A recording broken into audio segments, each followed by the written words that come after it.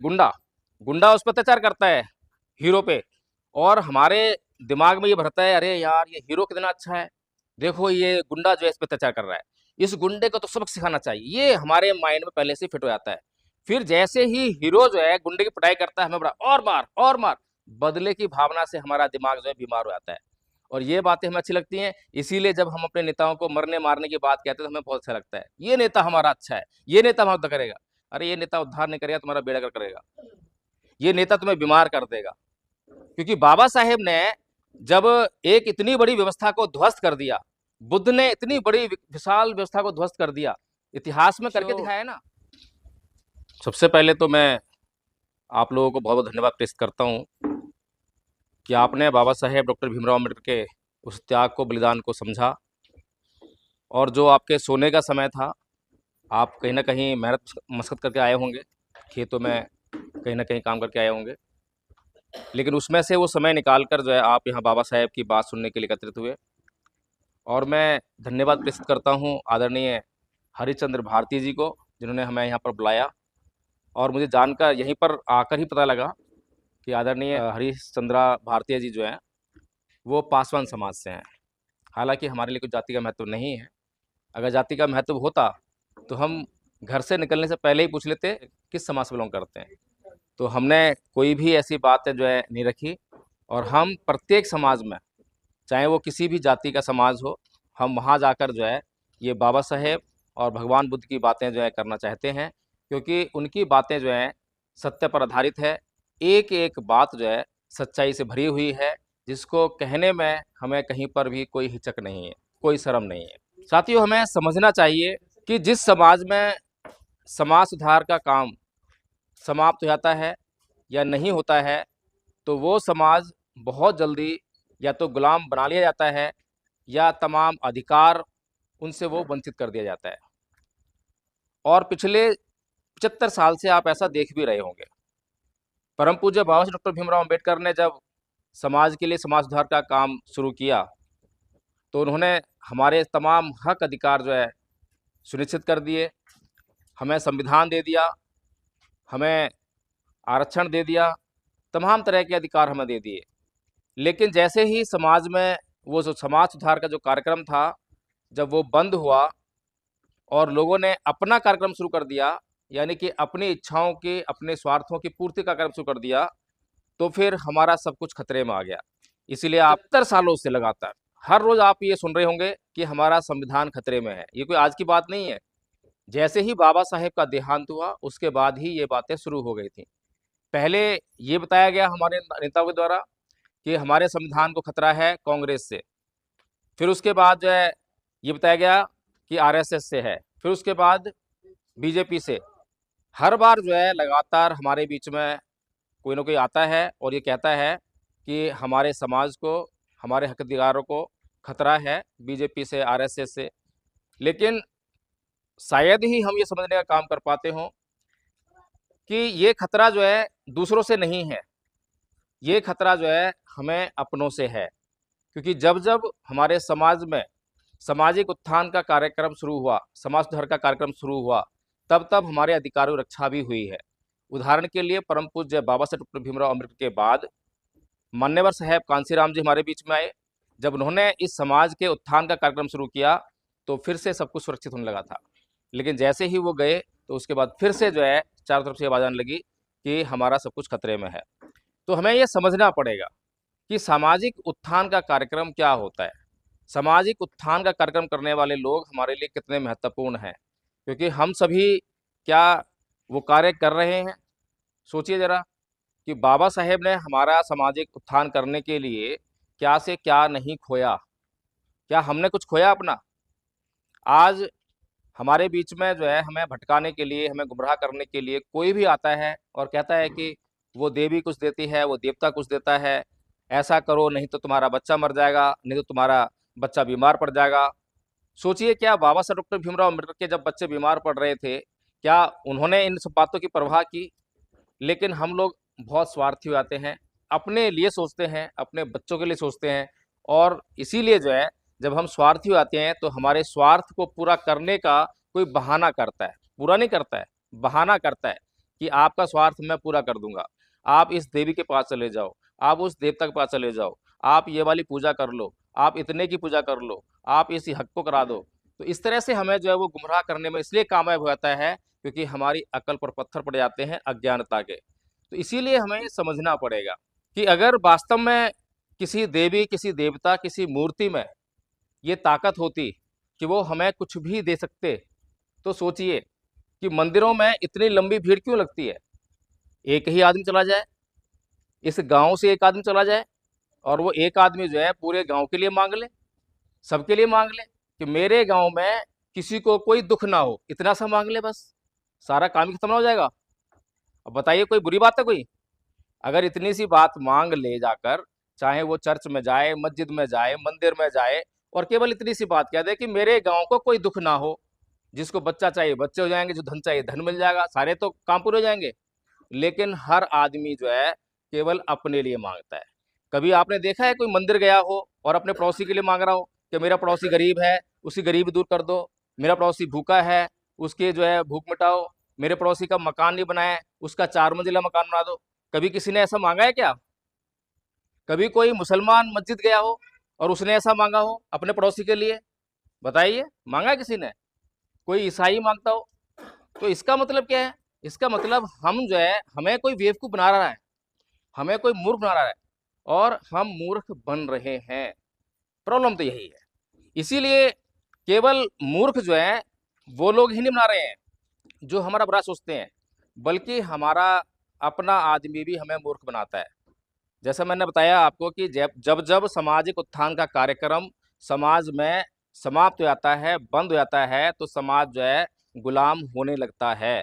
जब परम पूज्य बाबा साहब डॉक्टर भीमराव अंबेडकर सामाजिक उत्थान का कार्यक्रम चला रहे थे, तो इस समाज से अंधविश्वास और पाखंड मिट रहा था। लेकिन आज हमारे नेताओं को समाज की कोई परवाह नहीं है। आज हमारे समाज के नेताओं को केवल वोट की चिंता है। वो आकर आपके लिए वो बातें बोलेंगे जो आपको पसंद हो। वही बोलते हैं ना, अगर आपको शेरो शायरी सुनना पसंद है तो आपके सामने शेरो शायरी भी करेंगे। अगर आपको बहुत अच्छे से डायलॉग सुनना पसंद है तो डायलॉग बोलेंगे। अगर आपको जो है मरने मारने की बातें पसंद है तो मरने मारने की बातें करेंगे। लेकिन सोचिए कि सामाजिक उत्थान करने वाला व्यक्ति क्या ऐसा काम करता है? परम पूज्य बाबा साहब डॉक्टर भीमराव अंबेडकर जब हमारे लिए काम कर रहे थे, तब वो क्या कह रहे थे और क्या कर रहे थे? बाबा साहेब ने कभी भी इस बात की परवाह नहीं करी कि उनके समाज को क्या पसंद है और क्या नापसंद है, बल्कि उन्होंने इस बात की परवाह करी कि समाज को किस बात की ज़रूरत है, किस बात से जो है समाज का भला होगा। समाज को क्या पसंद है? समाज को तो कुछ भी पसंद हो सकता है। समाज को मंदिर जाना, अंधविश्वास को मानना, पाखंड को मानना, ये पसंद हो सकता है। समाज को अपना टाइम खराब करना, टीवी देखना, जुआ खेलना, शराब पीना, ये पसंद हो सकता है। लेकिन समाज की ज़रूरत क्या है? तो उसको बाबा साहेब देख रहे हैं। बाबा साहेब देख रहे हैं कि मेरा समाज जो है अंधविश्वास और पाखंड में घिरा हुआ है। इसीलिए बाबा साहेब जो है उसको वहाँ से निकालने के लिए, क्योंकि हम अक्सर सुनते हैं और आज हमारा एक बहुत बड़ा वर्ग जो है, युवा वर्ग, हिंसा की चपेट में आ गया है। वो क्या बहाना लगाता है कि बाबा साहेब ने ये कहा है कि अत्याचार को सहन करने वाला अत्याचार करने वाले से ज़्यादा बड़ा गुनहगार है। वो इस बात को जो है बाबा साहेब की बात कहकर, बाबा साहेब की बात है ये, और समाज के अन्य युवाओं को जो है इस तरफ जो है हिंसा के लिए प्रेरित करता है। लेकिन बाबा साहेब जिनकी शरण में गए, भगवान बुद्ध की शरण में, उन्होंने कहा कि ना ही वेरन वेरानी समंत काचनंग अवेरन च समंती ऐस धम्मो सनंतनो, कि वैर से कभी वैर शांत नहीं होता, अवैर से ही वैर शांत होता है। तो ये देखिए कि बाबा साहेब जो कह रहे हैं उसको सुनकर जो है हमारे युवा जो है हाथ में ईंट उठा रहे हैं, लाठी उठा रहे हैं, सड़कें जाम कर रहे हैं, हिंसा पर उतारू हो जाते हैं, मरने मारने की बात करते हैं। अभी भी मेरे पास एक फ़ोन आया था, दिल्ली से आया फ़ोन। कहते हैं साहब आपको कोई फ़ोन पे धमकी दे रहा था, आप उसका नंबर दो, हम उसे सबक सिखाएँगे। अरे भाई क्या सबक सिखाओगे? हम उसको उसकी भाषा में सिखाएँगे, कौन-सी भाषा सिखाओगे? वो गाली देता है तो उसको गाली देंगे, वो मारने की बात करता है हम उसको मार के दिखाएँगे, पीट के दिखाएँगे। भाई ये कौन-सी संस्कृति है? तुम्हें किसने कहा है ऐसा करना? तो जो लोग बाबा साहेब की इस बात को करके उनको समझाने का प्रयास करते हैं, लेकिन वो ये नहीं समझने का काम करते हैं कि बाबा साहेब जो है बुद्ध की शरण में गए हैं और बुद्ध कह रहे हैं कि वैर से कभी वैर शांत नहीं होता। गाली तो मैं भी दे सकता था, लेकिन मैंने तो उसको गाली नहीं दी, क्योंकि मुझे पता है कि मैं उसको 1 गाली दूँगा, 2 देगा, 2 दूँगा तो 4 देगा, बढ़ती जाएगी, तो शांत नहीं होगा। अगर शांत करना है तो एक ही मकसद है कि उसको जो है गाली दे रहा है तो मुझे गाली नहीं देनी है। सही बात है, गलत बात है? लेकिन बाबा साहेब का हवाला दे रहे हैं कि बाबा साहेब ने कहा है, जुल्म सहन करने वाला जुल्म करने वाले से ज़्यादा बड़ा गुनहगार होता है। अब ये एक प्रश्न उनसे उठता है कि भई ये बताओ, बाबा साहेब के ऊपर बचपन से अत्याचार हो रहे हैं। बाबा साहेब के ऊपर जो है बचपन में उसका उनका जो अध्यापक है, वो क्लास के भीतर बैठ के नहीं पढ़ने दे रहा, चपरासी पानी नहीं पिला रहा, गाड़ी वाला गाड़ी में उठा रहा, नाई बाल नहीं काट रहा, चपरासी दूर से फेंक के मार रहा है।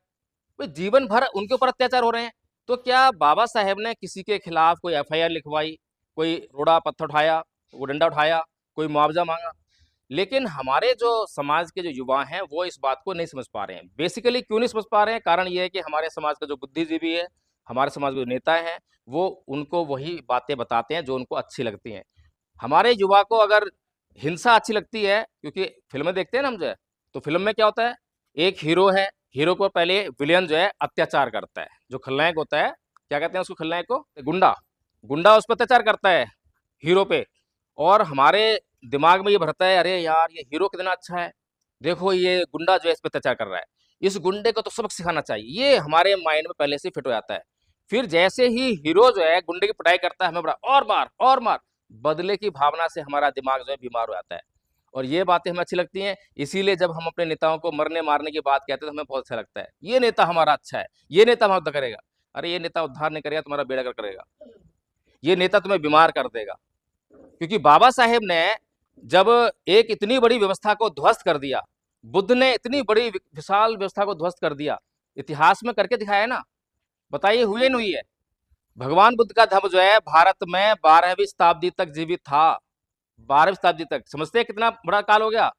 500 ईसा पूर्व बुद्ध थे, 500 साल वो और 1200 साल ये, 1700 साल तक जो है बौद्ध धर्म है भारत में। हिंदू धर्म का कोई नामो निशान नहीं है। हिंदू धर्म कितने साल तक है? मुश्किल से 150-200 साल हुए हैं इसको। 150-200 साल की व्यवस्था है खाली जो है, जो आज देख रहे हैं आप जो 800 में मुसलमान तो आए हैं। हाँ, तभी तो उन्हें तो नाम रखा है हिंदू। चलिए ठीक है, 800 मान लेते हैं, कोई हिंदू फर्क। धर्म कोई था क्या? चलिए ठीक है, मान लेते हैं। मुसलमानों ने हिंदू कह दिया, अंग्रेजों ने इंडियन कह दिया, ब्राह्मण धर्म बोल दें हम ये नहीं कहते। तो क्या बोलें? 800 साल बोल दें? आप जो कह रहे हैं वही हम कह रहे हैं। ठीक है, बहुत अच्छी बात है। आगे बढ़िए आप। जी जी।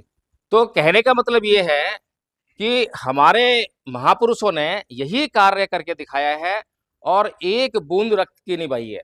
कितना गौरवशाली इतिहास है हमारा। लेकिन हमें तो जो है हर काम, जैसे कि ब्राह्मणी व्यवस्था है, ब्राह्मणी ब्राह्मणी व्यवस्था में जो है हम देखेंगे, आप रामायण पढ़िए, पढ़िए किसी ने रामायण पढ़ी होगी, सीरियल देखा होगा। ये ब्राह्मणी व्यवस्था नहीं है, किसकी है? आर्य समाज की व्यवस्था। चलिए आर्य समाज की है। रामायण पढ़िए, मतलब एक पूरा ग्रुप है ना ये, आर्य समाज, हिंदू धर्म, ब्राह्मण धर्म, ये पूरा ग्रुप है ना एक। आप बाबा साहब भीमराव अम्बेडकर पर बोलिए और बुद्ध पर बोलिए, राम और कृष्ण पर क्यों बोल रहे हैं? राम और कृष्ण पर क्यों बोल रहे हैं? क्यों बोल रहे हैं? समझने के लिए, समझाने के लिए। नहीं, उनकी अर्थ मत दीजिए ना, पर समझाइए। समझाना पड़ेगा ना, बाबा साहेब ने हिंदू धर्म छोड़ा था, हाँ, आपको पता नहीं है? आपको हिंदू धर्म नहीं छोड़ा था, तो क्या छोड़ा था? उन्होंने हिंदू धर्म कोई नहीं है, उन्होंने सनातन को ही अपनाया, और बुद्ध भगवान भी सनातन से ही है। बुद्ध धर्म नहीं है, बुद्ध धम्म है, पथ है, पंथ है। अब आप जो थोड़ा सा अध्ययन करके आना, अब मुझे बोलने दीजिए, अब बीच में मत टोकना। अब मैं समझ गया हूँ आपकी लाइन जो थोड़ी अलग है। रामायण पढ़ेंगे आप, जो महाभारत पढ़ेंगे आप, जो भी ग्रंथ पढ़ना चाहें वो पढ़ लें, लेकिन हर एक ग्रंथ में हिंसा से ही समाधान निकालने का प्रयास आपको दिखाई देगा। समझ रहे हैं? उनके पास अहिंसा से एक भी बात का सॉल्यूशन निकालने का कोई मार्ग नहीं है। महाभारत में तो कृष्ण जी जो है साक्षात ईश्वर हैं, वो तो चमत्कार करते तो कुछ भी कर सकते हैं, लेकिन तब भी जो है वो दुर्योधन को जो है समझाने में फेल हो जाते हैं। और दुर्योधन कौन है? दुर्योधन जो है एक इंसान है, पढ़ा लिखा इंसान है, समझदार इंसान है, लेकिन उसको भी फेल हो जाते हैं। लेकिन भगवान बुद्ध का उदाहरण देखिए, वो अंगुलीमाल को जो है, जो जंगल में रहता है, बिल्कुल जंगली हो गया है, अब समझने बुझने की उसकी शक्ति भी खत्म हो गई है, उसको भी समझा बुझा कर जो है उसी समाज में वापस लेकर आ जाते हैं। क्योंकि भगवान बुद्ध का उद्देश्य जो है पापी को मारना नहीं है, भगवान बुद्ध का उद्देश्य है पाप को मारना। हम भी ये सोचते हैं, हम देखते हैं कि ये आदमी बहुत गलत है, ये आदमी गाली दे रहा है। अरे गाली वो नहीं दे रहा है, वो तो शरीर जो दिखाई दे रहा है उसका दोष नहीं है, उसके दिमाग में प्रॉब्लम है, उसके दिमाग में कमी है। लेकिन समस्या ये है, अभी मैं आप लोगों से पूछूं, कोई आप में से बीमार तो नहीं है? आप बीमार हैं? क्या हुआ? क्या हुआ? शुगर रहता है हाँ, और पैर में दर्द रहता है। अच्छा अच्छा। ये शुगर की बात कर रहे हैं बीमारी के रूप में, टीबी की बात कर रहे हैं, कैंसर की बात कर रहे हैं, बुखार की बात कर रहे हैं, ये हम बीमारी समझते हैं, इनकी गलती नहीं, बात ठीक कह रहे हैं ये। हमने अब तक जो बीमारी समझी है इन्हीं को समझा है। लेकिन सोचिए कि जो बीमारी की असली जड़ है, क्या हमने उसको बीमारी समझा? हमारे दिमाग में काम, क्रोध, मोह, लोभ, द्वेष, तृष्णा, ईर्ष्या, ये बीमारी नहीं है क्या? बल्कि बीमारियों की जड़ है ये, है या नहीं है? बीमारियों की असली जड़ जिनकी वजह से शुगर हुई है। शुगर क्यों हुई है? शुगर क्यों हुई है? क्योंकि हमें जब भोजन आया हमारे सामने, तो भोजन खाना था, मैं 2 रोटी, लेकिन भोजन अच्छा लगा, खा गए 4 रोटी। अब 2 रोटी कहाँ जाएंगी? 2 रोटी या तो खुद उसी समय पे उल्टी हो जाएगी, पेट में दर्द हो जाएगा, कुछ कुछ करेगी। अगर उस समय कुछ नहीं हुआ तो बाद में शुगर के रूप में, मोटापे के रूप में, किसी न किसी रूप में वो निकलेंगी। भगवान बुद्ध ने इस दुनिया को जो है, दुनिया का जो सिद्धांत है, प्रकृति सिद्धांत है, वो बताया है। आप करके देख लीजिए। आप कभी भी कुछ भी एक्स्ट्रा खा लीजिए, वो एक्स्ट्रा खाया हुआ, एक्स्ट्रा बोला हुआ, एक्स्ट्रा सुना हुआ, एक्स्ट्रा देखा हुआ, पांचों इंद्रियों से अगर आवश्यकताओं से अधिक काम करेंगे, आवश्यकताओं से कम काम करेंगे, तो वो आपको रिजल्ट जरूर देंगी। तो इसीलिए जो है भगवान बुद्ध ये कहना चाह रहे हैं कि इस दुनिया का दुख जो है कोई बड़ी बात नहीं है, दुख तो सभी हैं, लेकिन दुख को समाप्त करने का जो जरिया है वो हमारे भीतर ही मौजूद है। भगवान बुद्ध गाथा में कहते हैं कि नए परिसंग विलोमानी, नए परिसंग कथा कतंग, अतनो व्यवेक्य कतानी अकतानी च, कि दूसरे क्या कर रहे हैं, दूसरे क्या नहीं कर रहे हैं, ये मत देखो, बल्कि मैं क्या कर रहा हूं और मैं क्या नहीं कर रहा हूं, उसको फोकस करो, उसको देखो। अभी हमारे समाज में जो है बड़ा प्रचलन चल रहा है, हमारे समाज के नेता, बुद्धिजीवी सभी जो है भर भर के, कौन जिम्मेदार है हमारे संविधान को खत्म करने के लिए? हमारे हक अधिकार कौन मिटा रहा है? आरएसएस। कौन मिटा रहा है? BJP. RSS, BJP, RSS, BJP, Hindu धर्म, पाखंड, अंधविश्वास। अब ये सोचिए, बाबा साहेब ने 1935 में कहा था कि मैं हिंदू पैदा हुआ, ये मेरे बस की बात नहीं थी, मैं हिंदू मरूंगा नहीं। क्या आपको हिंदू धर्म छोड़ने से क्या कोई आरएसएस रोक रही है? कोई बीजेपी रोक रही है? क्या आपको बौद्ध बनने से कोई आरएसएस, बीजेपी रोक रही है? बाबा साहेब की बात तो आप नहीं मान रहे हैं और फिर ठिकरा फोड़ रहे हैं आरएसएस के ऊपर, बीजेपी के ऊपर। अपना काम तो पूरा कीजिए। जब आप अपना काम पूरा कर लेंगे और उसके बाद भी आपके दुख दूर नहीं होंगे, तब देखेंगे भाई दूसरा कोई हमारा दुख का कारण तो नहीं है। तो कहने का मतलब ये है कि हमारा अपने ऊपर कोई नियंत्रण नहीं है। और भगवान बुद्ध का धम्म केवल एकमात्र धम्म ऐसा है जिसमें मैं गारंटी के साथ कह रहा हूं, अगर इस धम्म का आपने आचरण किया तो आपको जो है लाभ होने वाला है 100%। और कोई बहानेबाजी नहीं है, मैं गारंटी लेके जा रहा हूँ। और गारंटी तौर पे जो है केवल इतना कह रहा हूँ, ये छोटा सा कोर्स है, बस इतना कोर्स है, बस एक साइड का, इसको भी नहीं, बस इतना सही। अभी बाबा जी ने एक आध गाथा आपको सुनाई भी है। अगर आपने ये कोर्स कर लिया तो इस कोर्स को करने के बाद आपको लाभ होगा 100%। अगर लाभ ना हो, आपको लगे कि लाभ नहीं हुआ है, तो मेरे पास आना, मेरी गर्दन पकड़ना, दबा देना, मैं मरने के लिए तैयार हूँ। और इतनी गारंटी आपको जो है कोई भी पुजारी, कोई भी मौलवी, कोई भी गिरजाघर में बैठने वाला पादरी देने के लिए तैयार नहीं होगा। बताइए, तैयार है कोई? आपको कोई भी सलाह दे, कोई ज्योतिषी के पास जाइए, वो बोलेगा ये उपाय कर लो, आपका दुख कट जाएगा, गारंटी दे रहा है? कोई गारंटी देगा? मैं गारंटी दे रहा हूँ, लेकिन मैं गारंटी दे रहा हूँ क्योंकि ये जो बता रहा हूँ आपको जो है, एक उदाहरण देता हूँ आपको जो है, बिल्कुल रियल उदाहरण है। एक हमारे मित्र हैं दिल्ली पुलिस में, अब तो रिटायर हो गए हैं, वो बहुत गुस्सा करते हैं। तो हम दोनों हस्बैंड वाइफ और वो दोनों हस्बैंड वाइफ हर रोज जो है पार्क में जाया करते हैं सुबह सुबह, और मॉर्निंग वॉक किया, कुछ एक्सरसाइज करी, उसके बाद जो है उनको एक गाथा याद करा रहे थे। गाथा क्या थी? अकोछी मंग अवधि मंग अजीनी मंग आहासी में ये चत्तंग उपनहनती वीरंग तेसंग न सम्मति, कि उसने मुझे मारा, उसने मुझे पीटा, उसने मुझे लूटा, उसने मुझे जीत लिया। जो ऐसा अपने मन में बनाए रखते हैं उनका वैर कभी शांत नहीं होता। ये गाथा उनको पाली में और हिंदी में दोनों में याद हो गई थी अच्छी तरह से। एक दिन उनकी मैडम का फोन आया कि प्रकाश जी जल्दी से घर पे आइए। मैंने क्या हुआ?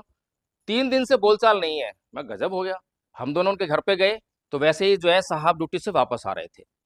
तो जैसे ही वो ड्यूटी से वापस आए तो मैडम उनके लिए पानी लेकर आई। तो जैसे ही पानी लेकर आए तो साहब बोलते हैं कि अगर ये लोग घर पे ना आए होते तो ये पानी के गिलास तेरे मुंह पर दे के मारता। सोचिए कितना बड़ा मतलब जो है घर में कलेश है। तो मैंने उनसे केवल इतना पूछा कि आदरणीय जी ये बताइए, हम हर रोज एक गाथा याद करते हैं, उसका मतलब क्या है? बस मतलब पूछा था।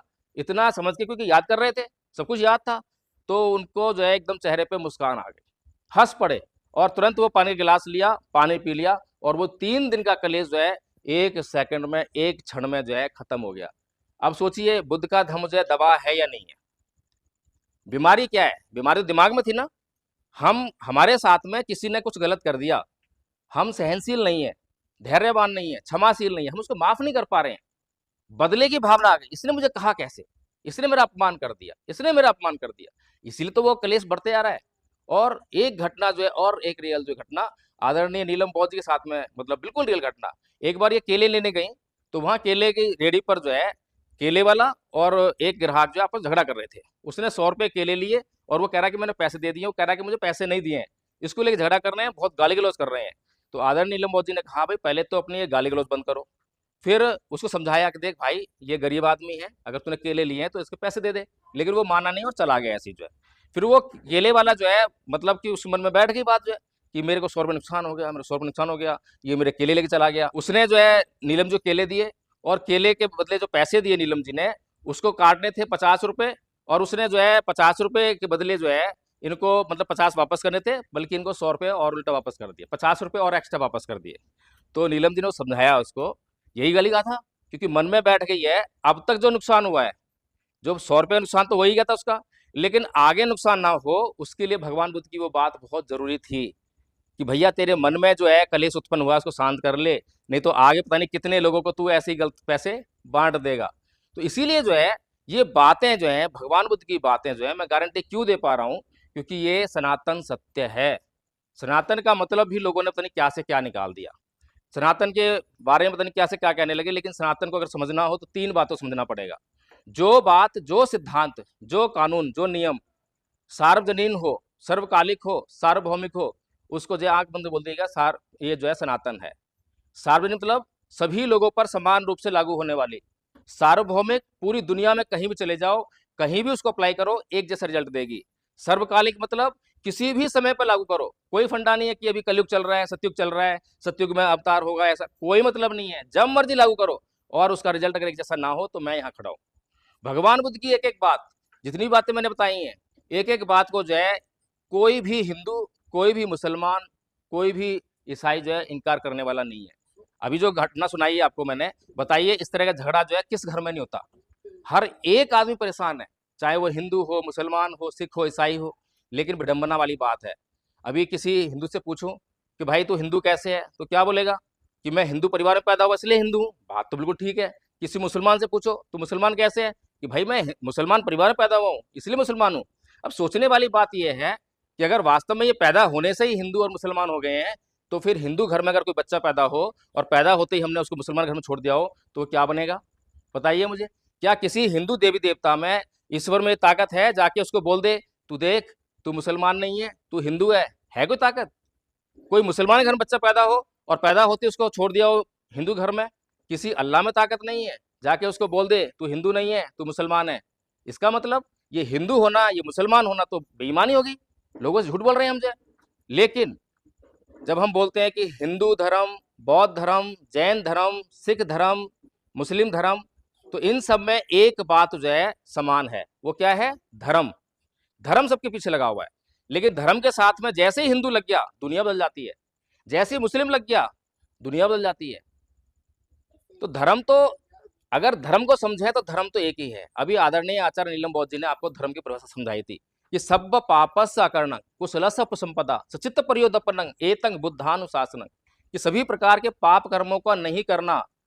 पाप कर्म मतलब गलत काम, वो गलत काम जिससे हमारा नुकसान होता है और किसी और का भी नुकसान हो सकता है, वो पाप कर्म है। अभी तो हम पाप पुण्य को पता नहीं क्या से क्या समझ रहे हैं। फिर पुण्य कर्म करना यानी अच्छे कर्म करना, जिससे हमें भी फायदा हो, दूसरों को भी फायदा हो, नुकसान किसी को ना हो। ऐसे कर्मों को करना, और ऐसे कर्मों को करने के लिए अच्छे और सच्चे चित्त का निर्माण करना, मन का निर्माण करना, यही धर्म है। ये बातें जो है भगवान बुद्ध कह रहे हैं, और भगवान बुद्ध की बातों से कोई भी इनकार करने वाला नहीं है। जाके पूरी दुनिया में झांक कर देखो, किसी भी ईसाई से पूछो, किसी भी मुसलमान से पूछो, कहो पूछो क्या भगवान बुद्ध जो कह रहे हैं गलत है? अगर कोई कह दे कि हाँ गलत है, मैं यहाँ खड़ा हूँ, मेरी गर्दन दबा देना। क्यों कह रहे हैं और क्यों गलत नहीं हो सकती है? क्योंकि प्राकृतिक नियम है। हिंसा करना प्राकृतिक नियम नहीं है, बल्कि अहिंसा से शांति प्राप्त करना ये प्राकृतिक नियम है। अगर कोई भी आज रूस और यूक्रेन कितने साल हो गए लड़ते लड़ते, 4-5 साल तो हो गए हैं, और आज क्या ढूंढ रहे हैं वो? आज क्या ढूंढ रहे हैं? हिंसा या अहिंसा? शांति ढूंढ रहे हैं। अरे कैसे भी ये युद्ध बंद हो जाए, बहुत बर्बाद हो लिए। अमेरिका और ईरान अभी 1-1.5 महीना हुआ ना लड़ते हुए, क्या ढूंढ रहे हैं? आज समझौता करते फिर रहे हैं, कोई करा दो भाई, हमारी नाक भी बच जाए। अरे तुम्हारे नाक कैसे बचेगी? तुमने अपने भीतर इतना अहम पाल रखा है, तुमने इतने लोग मरवा दिए, इतना अपना तुमने धन संपत्ति नष्ट करा दी है। ये युद्ध कोई नहीं चाहता, लेकिन समस्या ये है कि हर किसी के ये जो चेहरे पे जो है नाक लगी हुई है, और इस नाक के कारण कोई झुकना नहीं चाहता। अगर हम सहन करना सीख जाएं, धैर्य रखना सीख जाएं, माफ करना सीख जाएं, और एक आदमी को पीड़ा होने से पहले ही उसकी पीड़ा को दूर करने में पहले ही खड़े हो जाएं, तो काहे की दुश्मनी? दुश्मनी काहे की?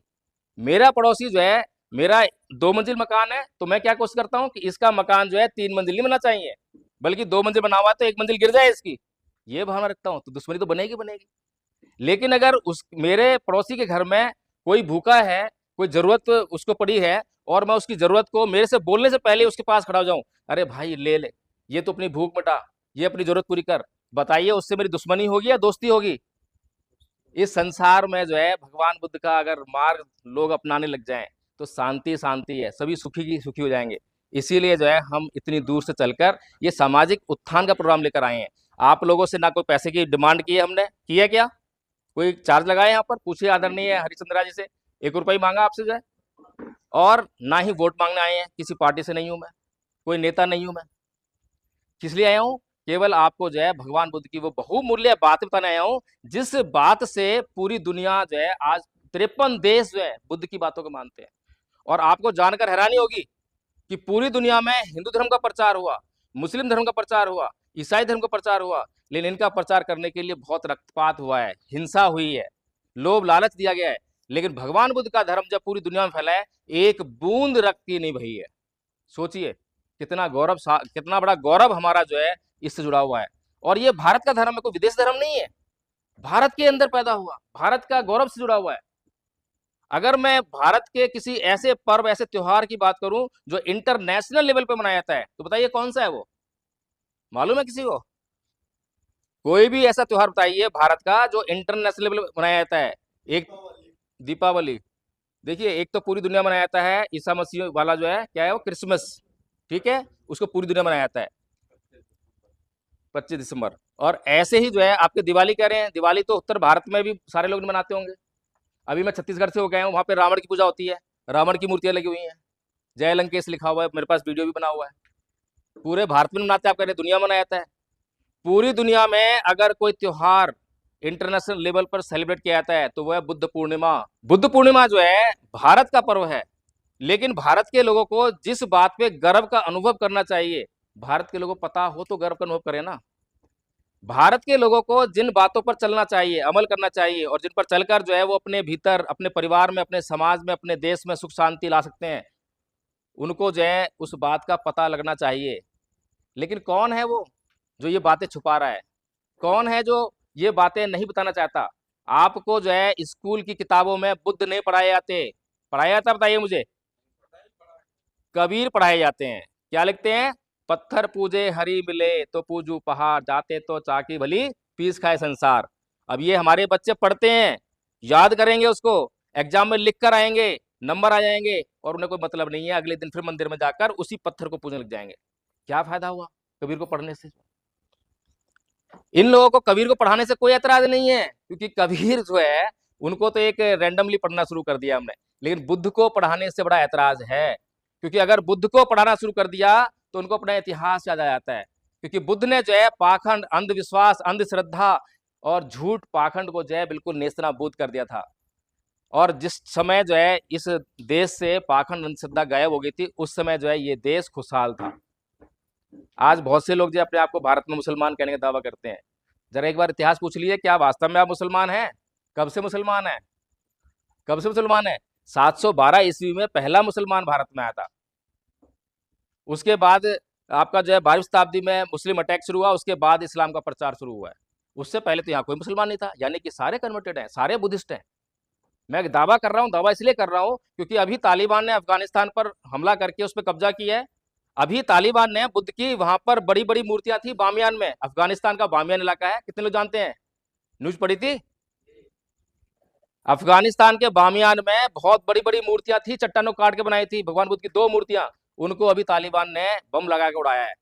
सोचिए आज अफगानिस्तान कौन सी कंट्री है, कौन से लोगों का देश है, हिंदुओं का या बौद्धों का? मुस्लिम है सारे, पूरा अफगानिस्तान मुस्लिम है। वहां हिंदू और बौद्ध देखने के लिए नहीं मिलेंगे आपको। फिर उसके बाद आ जाइए, पाकिस्तान पूरा मुस्लिम है। तो सोचिए वहां पर बुद्ध की मूर्ति कहां से आई? आज पाकिस्तान में बुद्ध के स्तूप कहां से आ रहे हैं? इसका मतलब बुद्ध की मूर्तियां कौन बनाएगा? मुसलमान तो बनाते नहीं है, वो तो तोड़ते हैं, मूर्तियों को तो खिलाफ है वो तो इसका मतलब पूरा देश जो है बौद्ध रहा होगा, तभी तो बौद्ध बनाई होगी। सबूत है ये कि पूरा अफगानिस्तान बौद्ध था, पूरा पाकिस्तान बौद्ध था, ये सारा भारत जो है बौद्ध था। तो इसीलिए जो है हमारा जो गौरवशाली इतिहास है उसको हमें समझना चाहिए, और इस इतिहास को समझने से ही काम चलेगा। उसको आप जो है धर्म को समझिए। अभी मैंने आपको 2-3 बातें बताई हैं, आपके काम की बातें हैं, और एक भी बात झूठ नहीं है, मैं गारंटी लेके जा रहा हूँ। तो बताएं अब जो है, मैं अपनी बात समाप्त करता हूँ क्योंकि आप लोग भी बहुत लेट हो गए होंगे।